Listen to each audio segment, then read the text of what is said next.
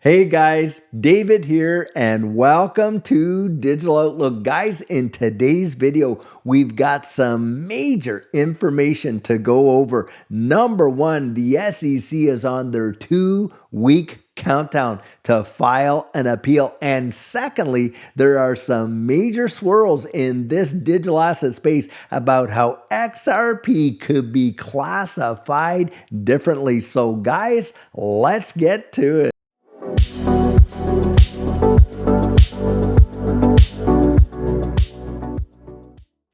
So guys, we're going to address the elephant in the room. And of course, I'm talking about the SEC's percentage potential of filing an appeal before the October 7th deadline, because a lot of folks are coming out there right now saying it is over, they're not even going to file, and they may very well not. But guys, even if they do, is it really going to make much of a difference?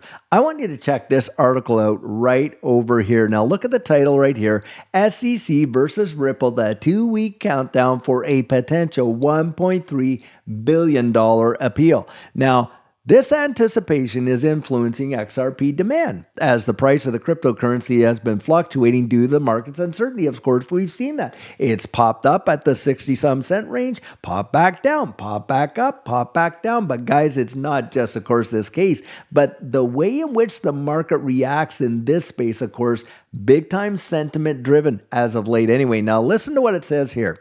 On August the 7th, XRP momentarily peaked over the 64-cent range before capitalists decided to back off, preparing for potential legal actions. Now, a lawyer who supports cryptocurrencies, and they're talking about Fred Rispoli, who supports this XRP, system. He's part of this ecosystem for sure. Talked about the likelihood of an SEC appeal happening and declared that the chances have indeed increased at that time. Now, he stated that Ripple and the SEC have arranged that 111% of the amount to be decided will be deposited in trust to be released either 30 days after the appeal deadline or after the appeal has been settled. So that we all know is a big time deal that happened. And it, of course, created waves in this space. Now, Rispoli contemplates that while an appeal is not assured, the fact that the arrangement of trust indicates the SEC is still refusing to disclose its pure intentions. Now, at this time, I'm supposing that a lot of you have heard, but I know for certain that Fred Rispoli came back and he actually reviewed this and said, listen, it looks more like a 60-40. It may not even be that high. Now listen to this right down over here. At this time, of course, Rispoli says that the SEC complete chances are centered around 60-40. The SEC has the chance to file an appeal until October 7th, which also makes experts debate about what issues the agency may arise in court. Well, guys, when it comes to an appeal, oftentimes what you're looking at is either a error in law or an error in judgment that the judge actually made. It's not only that, oh, well, I just don't like that decision. You have to show that the judge incorrectly interpreted the legislation or, in that judgment. Oftentimes it has to do with stuff like that. And you cannot just bring new evidence to bear. You have to kind of deal with the same evidence that was actually delivered in the original case.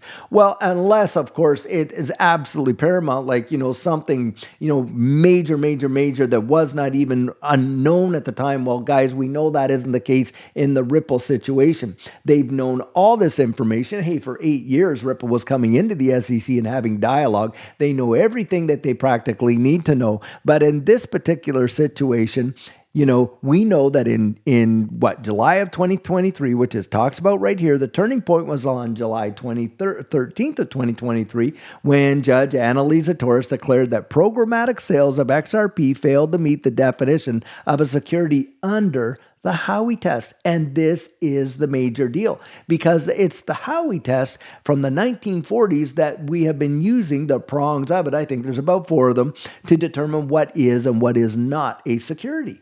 Well, the fact that there are no contracts, investment contracts related to XRP sold in the secondary market, there's no, we're not looking at the efforts of others with some sort of assurance that if they do thus and such, we will see a percentage gain in our investments. That is not the case. And in fact, just like, a stock in this regard, a stock, yes, that's a security. Why? Because you're investing in the company and it's directly related to what that company's board of directors does. In fact, in terms of helping your investment either appreciate or depreciate.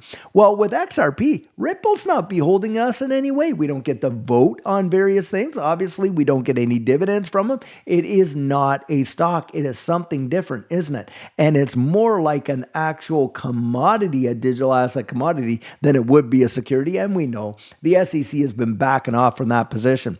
So the thing that right now that a lot of people are looking at, of course, is this price outlook amid the legal uncertainty.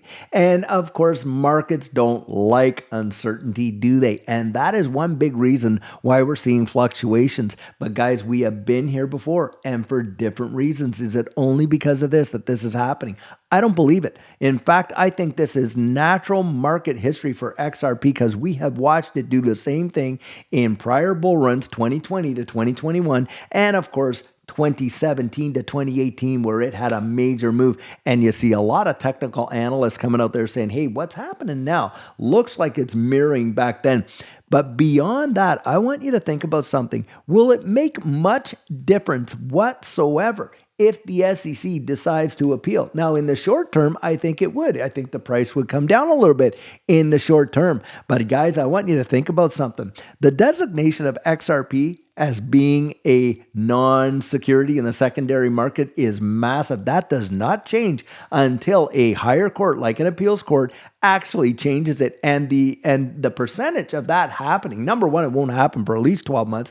But a lot of people would be saying, hey, the SEC's chances of getting that done are slim to none. Why? Because of the very reason that Judge Annalisa Torres adjudicated that XRP in the secondary market is not a security. Guys, the Howey test, the very litmus test that the SEC asked her to make her judgment. So did she make an error in judgment? No, she did not. She made a proper interpretation that is based on precedent for literally decades and decades and decades, almost 60, 70 years.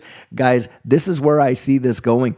And if we do see that, hey, it should come pretty soon. Otherwise, you have to wonder, what's their motivation dragging it out right to the last week, the last few days? Come on, that's kind of ridiculous knowing the history of this case over the last 4 years. And you have to wonder, what's the motivation behind it if they do it? Now, having said that, even if an appeal is filed, I honestly do not believe it's going to have the major impacts that it had in the first go around when they filed the original lawsuit. Why? Because we got clarity, guys. We have clarity. In the original lawsuit, a lot of the exchanges were really kind of scared off, right? Because they didn't have any idea whether or not it was going to come out that XRP was or was not a security. So they just didn't want to risk it, and they delisted it.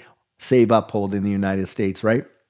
Well, guys, we've got the clarity now. I do not believe you're going to see the XRP getting delisted from all these exchanges while it would be under appeal. Absolutely no way. And not only that, look what's going on in the global marketplace, the wide world. Do you realize, and I've thrown this out there, but XRP in every bull run that it's ever been a part of was only listed on one U.S. exchange. When that happened, it was Poloniex for 2017 to 2018, and it was Uphold for 20 to 2021. Massive, massive deals. Now, something else, guys, that is swirling around big time right now is what XRP and how it could be classified differently than what we're seeing right now, and not in terms of security. That's not it at all. Listen to this title. XRP could be classified differently, says Tokentus CEO at Germany Stock Exchange. Now listen to this. During a recent analysis conducted on the floor of the Frankfurt Stock Exchange, Oliver Mitchell, CEO of Tokenus Investment AG, shared insights on Ripple and XRP's current trajectory. I'm not sure if it's Mitchell or Michaels, but I'm going to say Michaels' comments come at a time when Ripple is positioning itself as a major player in the blockchain financial infrastructure space. According to Michelle, Ripple's ambition to become the leading digital infrastructure provider for financial services has taken center stage, especially with a recent update outlining the company's goal to help enterprises integrate blockchain technology. And of course, we are talking about the collaboration between Hedera and Atmos, when it came to MiCA EU rules and helping, major institutions on board. Those guys literally being the conduit, of helping these guys comply. Big deal. He noted that earlier one would need to piece together individual bits of information, but this time it comes directly from Ripple. This is a clear signal of where Ripple is headed, not just targeting consumers, but major enterprises and even central banks, said Mitchell. Adding to the intrigue, Ripple's announcement of a stock buyback program and its work on developing a stablecoin have bolstered speculation that major developments are on the horizon. Based on these developments, Mitchell argued that XRP could soon be classified differently compared to other digital assets. Ripple XRP is positioned differently in the world of cryptocurrencies, he said.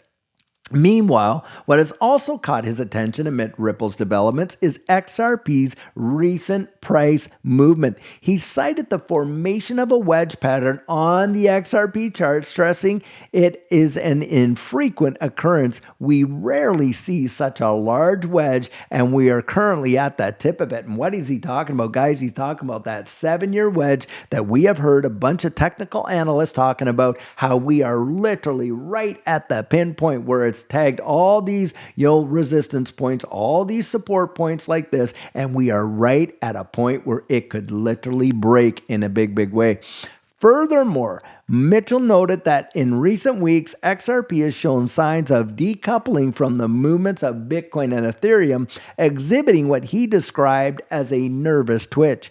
In parallel, he noted that unlike its traditionally sluggish behavior, XRP is now showing an increase in trading volume, signaling something larger may be brewing. In his words, this is not just a small movement, it's a very large one, and the pressure that has been building up over the years could be released disproportionately. Guys, what could it be classified into? If not a commodity, if not a security? Well, guys, what about if it was ever classified as a tier 1 asset and required for infrastructure around the wide world? Now, that is a high speculation, of course, but certainly we are looking at the evolution of this space and how things are literally not as easy to classify as we like to put them in our neat little boxes. Why? Innovation, guys, and invention. It is literally changing the way we understand how the world works when it comes to our finances, our identities. All these things that distributed ledger technology is creating these various situations where things don't fall under the traditional guidelines or classifications as they used to. And guys, I genuinely believe we are going to see something happen in this space that is going to revolutionize the wide world. Now, on price action, just check this out. XRP ready for a breakout. Major whale activity is suggesting it. XRP sees bullish sentiment grow as whale activity and key on-chain metrics align favorably. Guys, we have been talking about this before. XRP poised for a market breakout. These whales are accumulating at rapid pace, and we have read a number of these articles, but I thought just to throw that title out there so that we could see, guys, if we're so nervous about our few hundred, few $1,000 investments, do you think these whales that are out there and buying tens of millions of these assets right now, do you think they're holding the same concern? Guys, I don't. And that's why I always get out there and say, you got to get out there. Really do yourself a favor. Research it, research it, research it. Judy and I have done that. I'm telling you what, we are 110% convinced that is our opinion. And I'll tell you guys right now, like I love to use this analogy, we have got that ticket and cannot wait for the ride of our lives.